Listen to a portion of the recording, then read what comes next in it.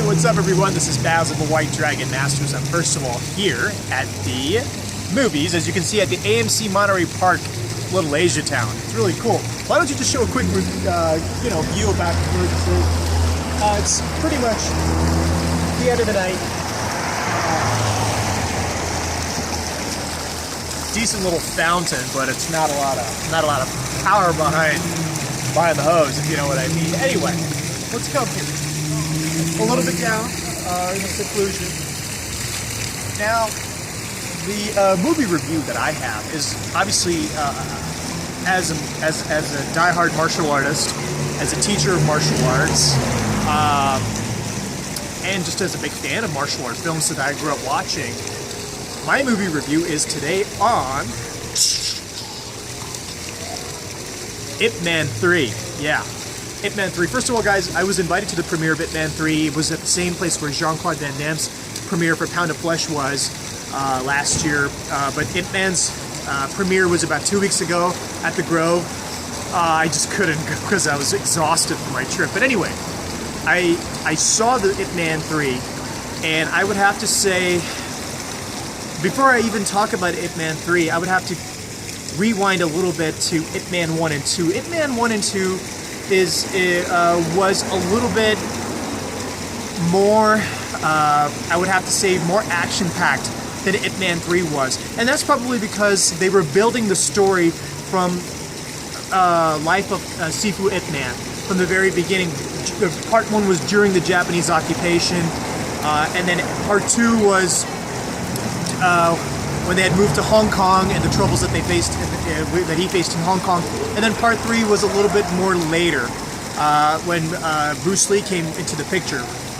But I would have to say that as the movie sequel progressed over the years, from 5 years ago till today, I would have to say the first Ip Man movie was my all-time favorite. I mean, that was a solid 10 out of 10.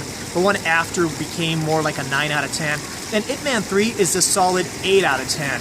And the reason behind that is Ip Man 3 is not really a very, I wouldn't consider it a full-blown martial arts film.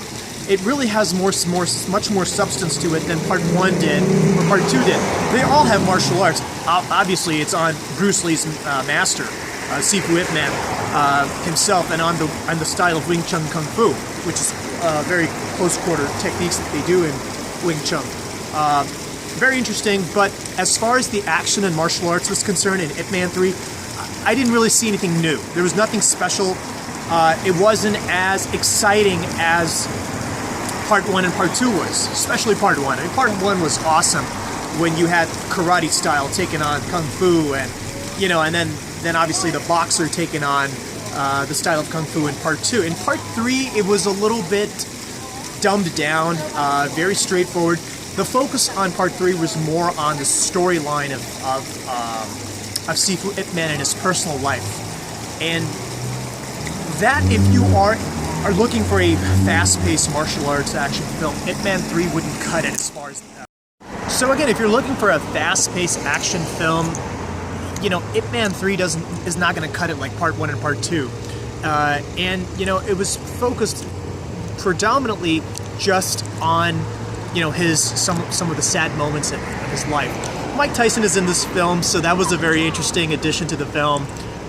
Bruce Lee cameo type thing was in this too. That was interesting too, but I would definitely give Ip Man 3, the sequel, Ip Man 3, I would give it an 8 out of 10 compared to Ip Man 1, which was a 10 out of 10, and Ip Man 2, which was a 9 out of 10.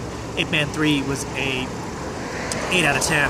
I enjoyed it, but I've seen better martial art films, and I definitely think that Part 1 and 2 were a lot more better. So, guys, check out Ip Man 3. It's definitely interesting. It has a lot of substance to it. It has a little bit more sentimental value and stuff like that. So check it out, and hopefully you'll enjoy it. Okay, Basil the White Dragon Masters, out.